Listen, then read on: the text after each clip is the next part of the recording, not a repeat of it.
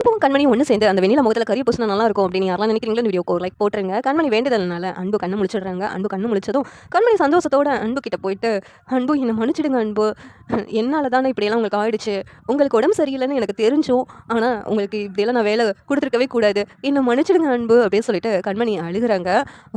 இதெல்லாம் நீ தெரிஞ்சே பண்ணலன்னு எனக்கு தெரியும் கண்மணி, எதுக்கு நீ அழுதுகிட்டு இருக்க, அதான் எனக்கு ஒன்றும் ஆகலை அப்படின்ட்டு அன்பும் சொல்லிக்கிட்டு இருக்காங்க. இங்கே அன்புக்கு உடம்பு சரியில்லாத விஷயம் எப்படியோ சிவகாமிக்கு தெரிஞ்சு பதறி போய் அன்புவை பார்க்கறதுக்காக ஹாஸ்பிட்டலுக்கு வராங்க. அங்கே சிவகாமி எங்கே போகிறாங்கன்னு சொல்லிட்டு ஃபாலோ பண்ணிக்கிட்டேவும் இங்கே வெண்ணிலாவும் வந்துடுறாங்க.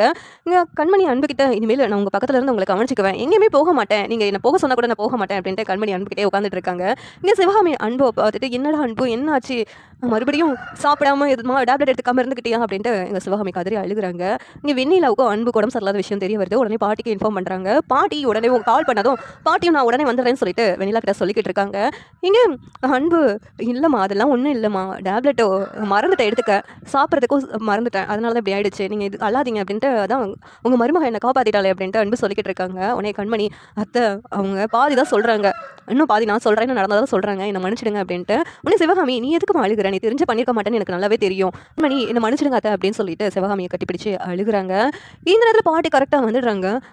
என்ன என் பேரனுக்கு மறுபடியும் உங்களால் தான் ஆபத்து வந்திருக்கா, ஏற்கனவே அவளுக்காக சாப்பிடாம மாத்திரை எடுத்துக்காம இருந்தான், மறுபடியும் இந்த மாதிரி பண்ணதுனால தான் அவன் உயிருக்கே ஆபத்து வந்துருச்சுன்னு நினைக்கிறேன், இவளுக்காக எதுக்கு இவன் இப்படியெல்லாம் பண்ணிக்கிட்டு இருக்கான் அப்படின்ட்டு பாட்டி வந்து வேமா அன்பு பார்க்கறதுக்காக உள்ளே போகிறாங்க. என்னடா அன்பு இதெல்லாம், இவளுக்காக நீ இப்படியெல்லாம் ஏன் பண்ணிக்கிட்டு இருக்க, உயிரை பணைய வச்சுட்டு, கொஞ்சம் இதாகிடுச்சுன்னா உயிருக்கு ஆபத்து ஆயிருக்கும்ல, ஏன்டா அன்பு உனக்கு புரிய மாட்டேங்குது அப்படின்ட்டு பாட்டி, இனிமேலும் நீ இவ கூட இங்கே இருக்கக்கூடாது, நம்ம வீட்டுக்கு கிளம்பி வா அப்படிங்கிறாங்க. உடனே அன்பு இருந்துட்டு, பாட்டி என்னை மன்னிச்சிடுங்க, நான் கண்மணியோட தான் இருக்க போகிறேன் அப்படின்னு சொல்லிட்டு அன்பு சொல்கிறாங்க. இதனால் நான் கண்மணியோட சேர்ந்து இல்லை, நான் அந்த ரெஸ்டாரண்ட்டில் தான் வேலை பார்த்தேன், ஆனால் இனிமேல் நான் கண்மணியோட சேர்ந்து வாழலாம்னு முடிவு பண்ணிட்டேன் அப்படின்னு அன்பு சொன்னதும் பாட்டிக்கே ஒரே அதிர்ச்சி ஆகுது. என்னடா அன்பு இப்படியெல்லாம் சொல்கிறியே அப்படின்ட்டு.